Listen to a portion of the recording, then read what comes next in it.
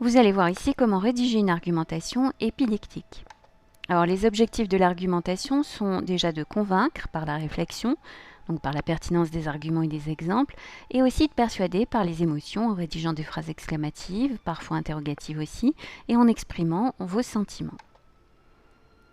Les genres de l'argumentation sont au nombre de 3. Vous avez l'argumentation délibérative qui expose des arguments positifs et négatifs avant d'aboutir à une décision, l'argumentation judiciaire qui accuse ou défend, et le genre épidictique qui fait l'éloge ou le blâme d'une personne ou d'une idée. Et donc nous allons nous intéresser ici à ce dernier genre. Et pour rédiger une argumentation épidictique, il faut appliquer une méthode. Donc 3 parties doivent apparaître. En premier lieu, l'introduction, avec l'annonce du sujet et la pose de la problématique. Donc la problématique, c'est une question que soulève le sujet et que vous reformulez. La deuxième partie, le développement, qui est la plus grosse partie. Donc généralement, vous commencez par expliquer le thème, vous donnez ensuite votre opinion sur le thème, c'est-à-dire la thèse, que vous justifiez à l'aide d'un premier argument que vous illustrez par un ou plusieurs exemples. Puis deuxième argument que vous illustrez par un ou plusieurs exemples. Et enfin troisième argument que vous illustrez par un ou plusieurs exemples. Il est conseillé aussi d'introduire vos arguments et ou exemples par des connecteurs temporels, tout d'abord, ensuite, enfin, ou par des connecteurs logiques, en effet, de plus, en outre, par ailleurs, ainsi, etc. Alors voilà concrètement l'application de cette méthode pour le sujet Ne joue-t-on que pour gagner. Donc j'ai surligné ici les références littéraires aux œuvres étudiées au cours de l'année ou correspondant à l'analyse des documents guidant votre réflexion. Et ces références, elles doivent illustrer vos arguments.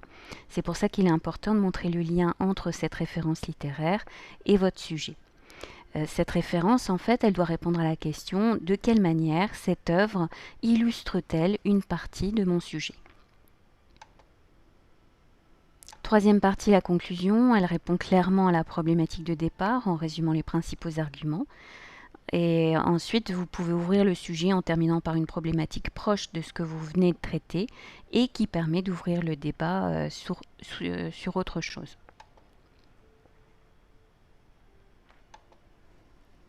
Alors pour être convaincant, il faut également utiliser des procédés argumentatifs dans le développement, notamment les pronoms personnels, le nous pour s'impliquer et le vous pour interpeller et faire réfléchir. Et pour renforcer son vocabulaire et son opinion, le choix justement de ce vocabulaire, il est important.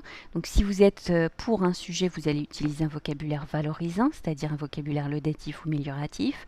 Et si vous êtes contre un sujet, vous allez utiliser un vocabulaire dévalorisant, c'est-à-dire un vocabulaire péjoratif.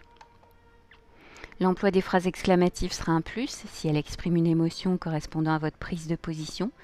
Et l'emploi de questions de temps en temps sera apprécié car elle pousse le lecteur à réfléchir.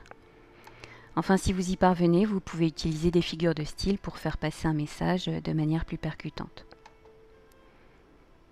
Et donc en synthèse, on peut dire que pour rédiger une argumentation, il faut appliquer une méthode qui permet d'organiser et de structurer vos idées et d'utiliser des procédés argumentatifs pour être plus efficace et convaincant, notamment par l'emploi de modélisateurs qui vont traduire vos marques de jugement, mais aussi par l'emploi de connecteurs logiques et temporels qui vont structurer votre production et par l'emploi de questions rhétoriques pour interpeller le lecteur et le pousser à réfléchir.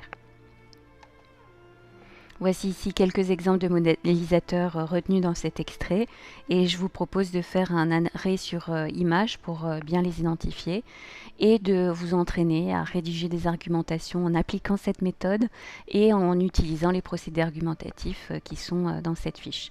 Car il n'y a qu'en s'entraînant que vous parviendrez à améliorer vos compétences dans ce domaine.